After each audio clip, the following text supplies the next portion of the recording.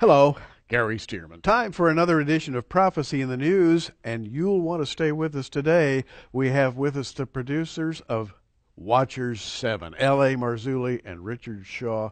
You need to know about this particular DVD.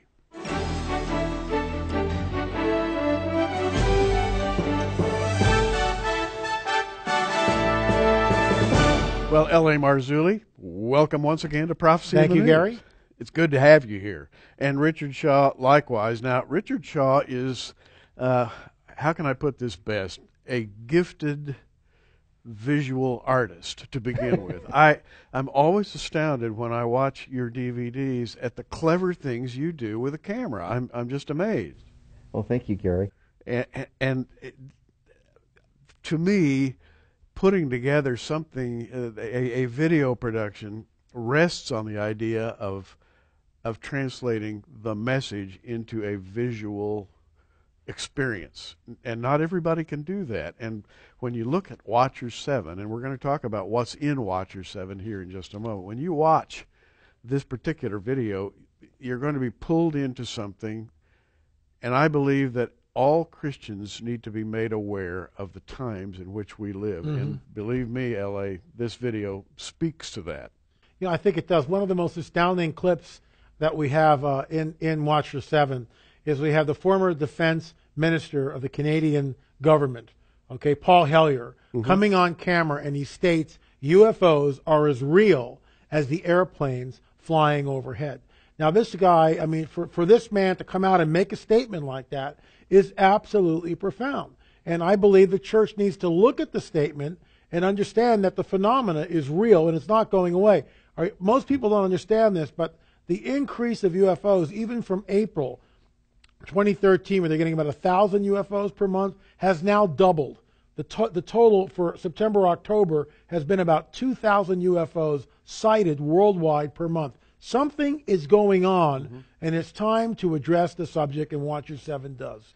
Well, L.A., for decades now, Prophecy in the News has been dedicated to the idea that prophecy is being fulfilled in our day. With the return of Israel to the land, with various Old Testament prophecies, just one little step short of being fulfilled, we're living in very extraordinary times. Now, on that basis, we find ourselves moving into an era that is somewhat difficult to explain. In other words, a lot of people will say, well, UFOs, Area 51.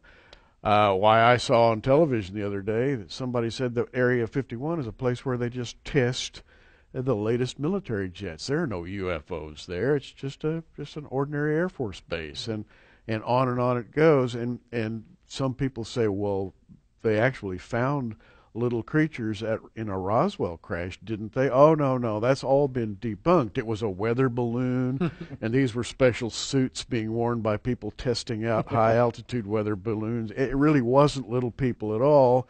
And all this abduction stuff and UFO appearances, it's not real. And I'm sure you run into this all the time. No, we do, and the reason why we made Watcher 7, which by the way is called Physical Evidence, we actually went in with hardcore physical evidence, so the skeptic has a real difficult time, or will have a difficult time debunking this. For instance, one of the most profound pieces of evidence we had was a four-fingered handprint that was found on a wall at an abduction site. A person was taken from the bedroom, okay, and it gets even stranger. Half of the bed had magnetic properties. The other half of the bed didn't. And on the wall, right next to the bed, was a four-fingered handprint the size of a child's, which fluoresces under fluorescent light. We took that into the lab. We took a sample of that, put it under a scanning electron microscope with an EDX feature, and what we saw, and I asked the technician right on camera, is this a human print? And he looks at me and he goes, no, it's not. It doesn't have any of the properties that a human hand would leave on a wall. Well, now, for decades, abductees have been saying that these little people who took them had small three-fingered hands, Sure. 3 fingers and a thumb. Right. And that they were not human at all. With larger than normal pads on the ends of the tips of the fingertips. Yeah. Because normally if you lay your hand flat against the wall, you get a handprint, but the ends of your fingers don't end up being larger. And that's they were what we sort of bulbous discovered. shaped. Each finger and the end sort of ballooned out, which is not a human. It's just not a human handprint. Period. And so, the question I want to put to you in the face of all this, where does a Christian stand in the middle of all of these things, if in fact they're really happening? And L.A. and Richard make, I think, a very good case that they are happening.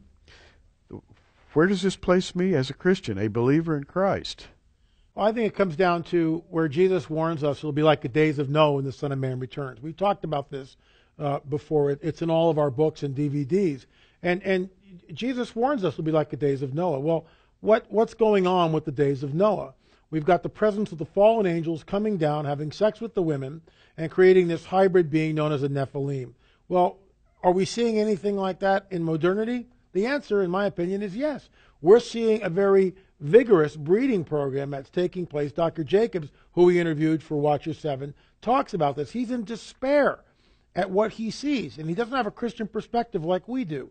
So he looks at this, and he's in absolute despair. I look at the phenomenon, and I say, oh my gosh, they're doing, the fallen angels, the fallen angelic hosts, are doing exactly what they did in the days of Noah. They are messing with the gene pool, and in my opinion, attempting to create man in their own image. And this is why Christian people need to know, because I believe it also ties into what is known as the mark of the beast in the book of Revelation.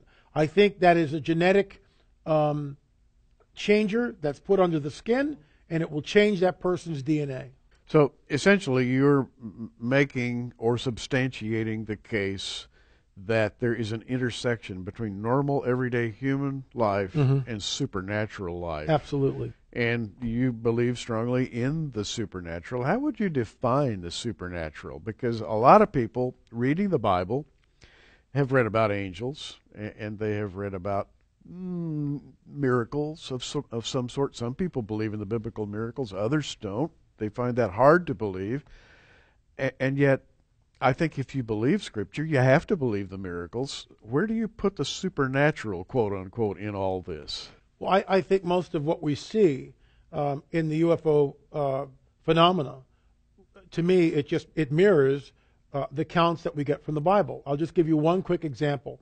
And this parallels an abduction scenario almost exactly. In fact, we sat down in Watcher 7 and discussed this with a woman who's a hypnotherapist. And the moment I say that, people go, oh, hypnosis. It's not the type of stage hypnosis people are thinking of. It's just a light relaxing. And from that, people relax and they begin to remember things. Well, and she's worked with abductees for years. And so I said, there's a story in the Bible which talks about this man by the name of Peter who's in a jail cell. And all of a sudden, this angelic being pops through the wall. And that immediately took her, whoa. And I said, doesn't that mirror what you hear in the abduction phenomenon? But wait, it gets better. Peter's chained to the wall. He's not sure whether he's awake or asleep. He looks around. Everybody in the jail cell is switched off. In other words, they were asleep. Yeah. Again, she's like taken aback by that because that mirrors the abduction phenomenon. The jail cell opens. Peter goes through. We see matter and energy being manipulated by these angelic beings, just like we do in the abduction phenomena. So we have this account, this supernatural account of an angelic being visiting Peter, and then we move into modernity, and we see the same type of parallel when we look at the abduction phenomena, except it's not the good guys that are doing this. It's the fallen, in my opinion, it's the fallen angelic hosts back, just like they were in the days of Noah, messing with the gene pool, taking genetic material from people, forcing them to do some horrible things with experimentation on 5-year-olds, 6-year-olds, and those people are abducted at that young age, and horrible things are done to them. So this is what is in Watcher 7. Wow. And I think that's a good answer, by the way. I really believe that Christians need to be aware of the times in which we live. In fact, Prophecy in the News is dedicated to that very premise, has been since J.R. started it years ago. And J.R. and I were in complete agreement that the supernatural is becoming more obvious as we approach the return of Christ for the church. The veil is thinning. Yeah, the veil is thinning. That's a very good way to put it. Richard, I want to ask you, as an individual with not only a spiritual base, you're a man of faith. You have been involved in Christianity in many different walks for years and years. As you put this together, edited Watchers 7 together as a unique video experience, what was the best part of it for you? Oh, brother. Well, I think L.A. put it that one thing that I wanted to do with it was the physical evidence thing. I was tired of looking at UFO videos, and there's a lot of them out there that just show fuzzy pictures Right. of UFOs flying through the air. You can't really tell what it is. A lot of it's at night.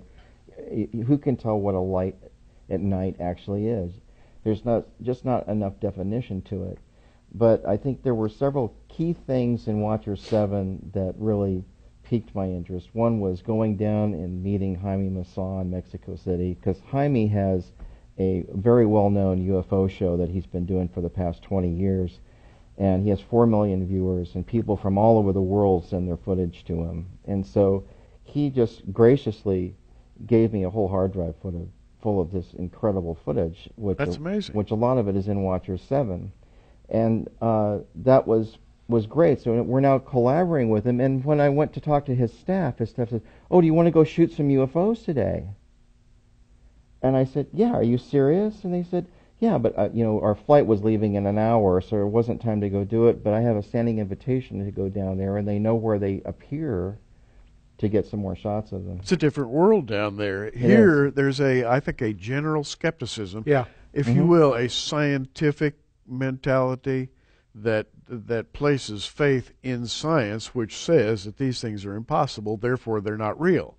I think probably in Mexico that culture would be more accepting of the supernatural, which is not necessarily a good thing. They're used to it Yeah. down there. People see it all the time. It's not a big deal there, and the news media reports it, which is unlike here in the States. They kind of bury it or they make light of it in some Why would way. it be happening there instead of here? In other words, why would there be these daily events that you could go out and film? One theory is that they're not sending up jets to shoot them down like we do here. And indeed we do. A lot of reports of that. As we think of the abduction phenomenon, hybridization, which by the way is a Bible theme, when it comes to these strange things, in Daniel chapter 2, at verse 43, whereas thou sawest iron mixed with miry clay, they shall mingle themselves with the seed of men, but they shall not cleave one to another, as iron is not mixed with clay. And they are not human beings.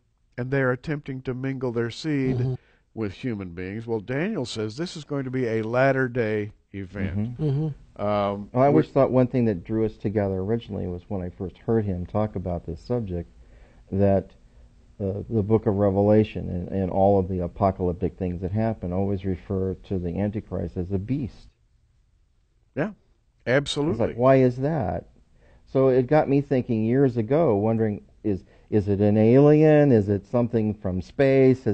But then as you start going into more of the scriptures, you realize, well, this is the same guys that have been doing this for thousands of years, and they're just coming back in a more bolder sense. I truly believe that's what's happening.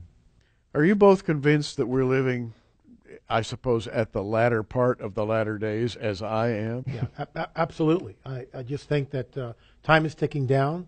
We don't know how many more of these things we're going to be able to make. I think Watcher 7 is great because it really lays hardcore evidence on the viewer's lap. For instance, there's a shot of a Turkish UFO, which is absolutely astounding. And it is some of the most, in my opinion, it's the best UFO footage I have ever seen. In that you see inside, the dome is open or whatever, the hatch is opened up, you see two alien beings standing in that aperture of the ship. You see the ship, and then other openings happen with other alien beings. But what Rick found out, which was incredible, and we showed this in Watcher 7, in front of these two alien beings, there's a table, and there seems to be someone lying on the table. So what's happening? And the video goes on. The original video taken in Turkey goes on for like 4 or 5 hours. They were just, this thing just hovered there in Turkey in the same place and just kind of rotated every now and then. It's all on film. We show much of this in Watchers. But in front of it is a table with a human being on. We are looking literally at an abduction taking place. And get this, Gary, there's this entity which looks different than the other two, which is moving at a very fast speed between the two entities in the table. He's doing something to whoever is lying on that table. Wow. It's profound. And by the way, I've watched Watchers 7, and I have seen this, and words fail. You just have to see it.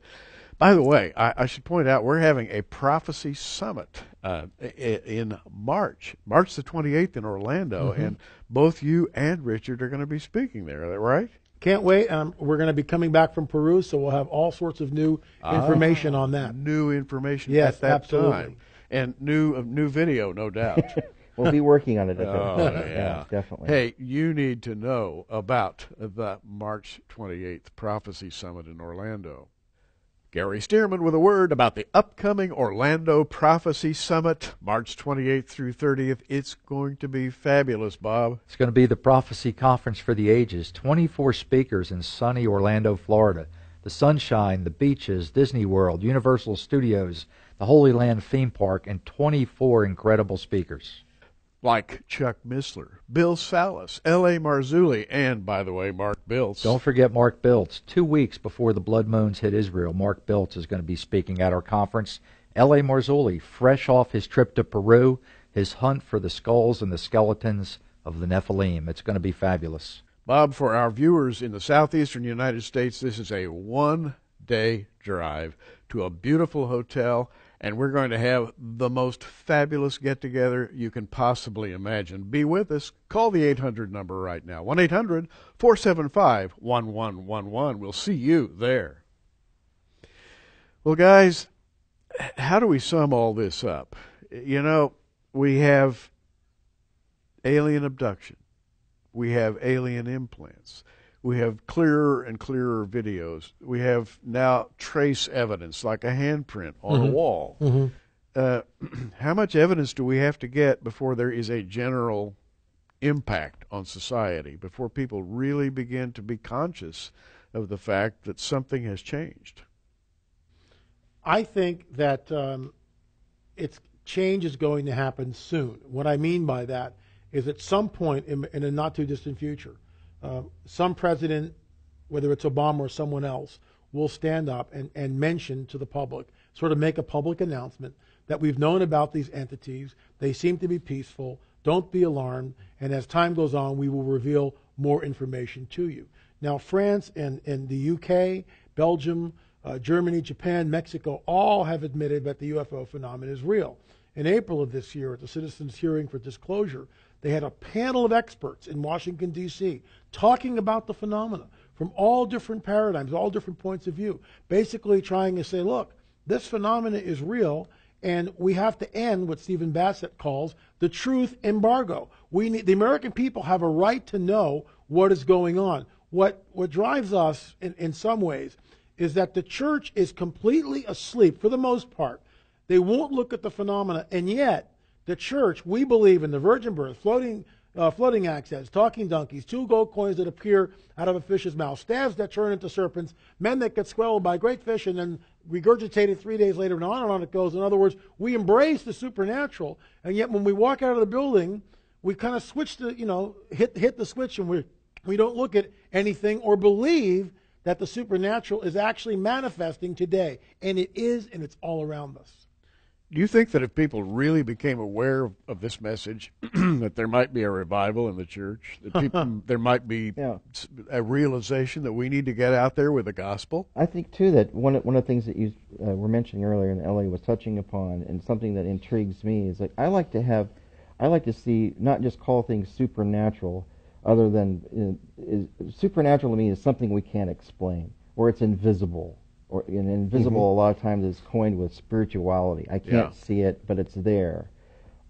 This phenomena embodies all of that, but some of it is from a spiritual perspective, and other parts of it is technology.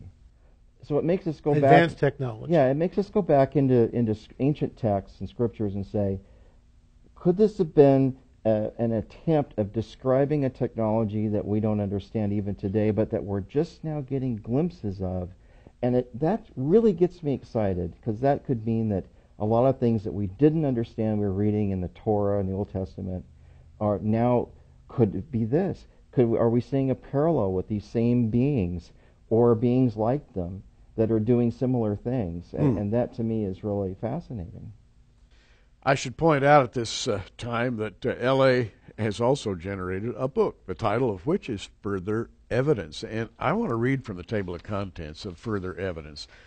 You talk about the abduction phenomenon, Chapter 1. By the way, you interviewed Dr. David Jacobs, and I want to ask you about that in a moment because I respect that man a great deal. Very smart guy. Very smart gentleman indeed. The Stephenville Lights, cattle and human mutilations, alien implants with Dr. Roger Lear. The whole missing time phenomenon is one chapter. There are several really good interviews in this book. I happen to be in the book as one of the interviewees, and I was very pleased to be able to contribute myself. Thank you, Gary. You talk about Mothman. You talk about alien hybrids. In other words, you cover all the bases, and you supply evidence that I think would be scarce in some other publications. The thing is, we can't pull our punches anymore, L.A. I think we have to let people know where we are. There's also 50 photographs, and many of these are they're a little fuzzy, but some of the photographs are absolutely incredible. The Turkish UFO, for instance, is in the book, and we do this further evidence, physical evidence, to try to get people at least to examine what is going on. I believe that if a person sits down and watches Watcher 7 and reads the book, they're going to come away. They're going to have their paradigm shaken and changed a little bit. I get emails, Gary, every single week from people all over the world telling me, oh my gosh, LA, I've been a Christian for 30 years, and I watched the video, and all of a sudden I'm awake, and I realize, oh my gosh, this stuff is real. And it's making an impact, not only to the Christian, but I get letters from people from the other side. What I mean by that, a lot of New Agers will look at our stuff, look at these videos that we've done, read the books that I've written, and they'll write me and go, I get it, I understand, I've been deceived, I now have a relationship with Jesus Christ, I've accepted Him as my Lord and Savior, what do I do now? And there's a little bit of dialogue that goes back and forth between us, and this is what makes it worth it. When the light bulb goes off, or when someone comes across the line and gives their life to Christ. You know, in Watcher 7, you interview a gentleman. I said I have great respect for him. His name's Dr. David Jacobs. He's a tenured professor at Temple University. The man is a genuine intellect. He began to interview people who claimed to have been abducted. Now, we could talk about Dr. Jacobs for hours, but let's boil it down to a couple of minutes. And one thing about him really amazed me, and that was the conclusion he has come to after all these years. Tell us about that. It's when I asked Dr. Jacobs, what is your conclusion? And he said to me, I have despair. I despair for the future. I used to have hope for the future. When I first got into this decades ago, I looked at the phenomenon. I was excited about it. Wow, extraterrestrials are coming. This is going to be great. Now he looks at the phenomena with despair. And the reason for that is, remember, he has no biblical axe to grind here. No, he's not coming from a biblical paradigm. Secular worldview, secular worldview. And he's saying that he believes that there's a breeding program that's going on, and he's afraid of that breeding program. He believes that more hybrid beings at some point, let me rephrase that hybrid beings will outnumber human beings at some point. That's what he looks at, and he looks at the future with despair because of that. And he has had the experience of seeing that these aliens, quote unquote, and let's just use that common term, although there may be a better term, and the Bible has some of those. Sure. But That he's works, come, though, for now. yeah. Now he's come to his own private conclusion after observing these aliens for a few years that they're not people you can necessarily trust, right? Basically, the bottom line for him is despair. He thinks there are motives. I can't get him to use the word sinister or anything like that, but he looks at it and he no longer trusts some of what at one point he used to believe that maybe this is a good thing. now it has gone to despair. So he's really run the sort of the gamut of emotions. He looks at it as one civilization that's more advanced than ours, taking advantage of our civilization. That's a great way to put it. And in fact, if he could only know, that's a Bible theme. There is a very highly gifted technological civilization just behind the veil, and they are called the fallen angels. Sure. In the Bible, the fallen ones, sometimes are referred to as the Nephilim, and you, of course, have spoken on that subject for many years now. But he's not as far off as you might think. In other words, he's come to this conclusion. Look, we know that Satan comes with all signs and lying wonders. We know that from 2 Thessalonians. So why is it that we look at the Scripture and for some reason we pretend it doesn't exist? For some reason we just kind of sweep it under the rug and ignore it.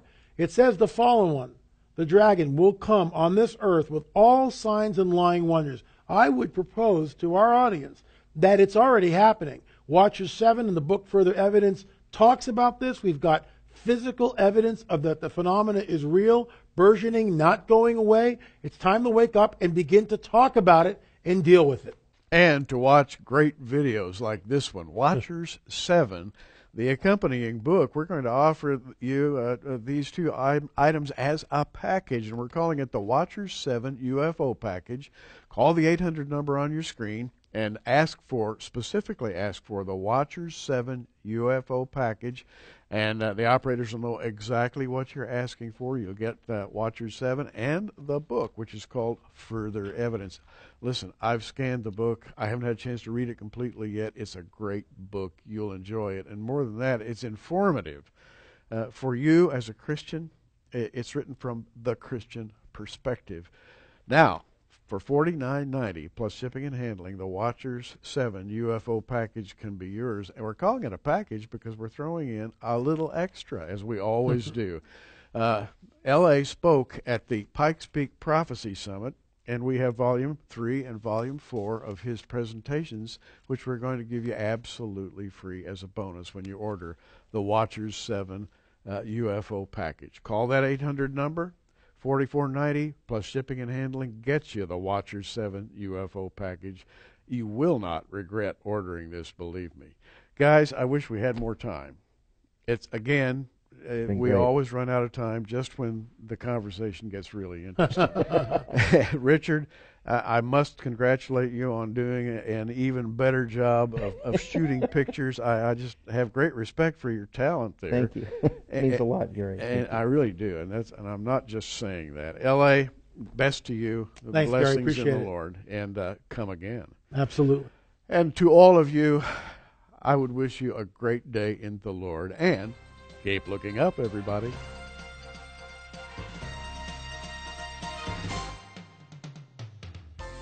Prophecy in the News is a viewer-supported program made possible by our many friends around the world.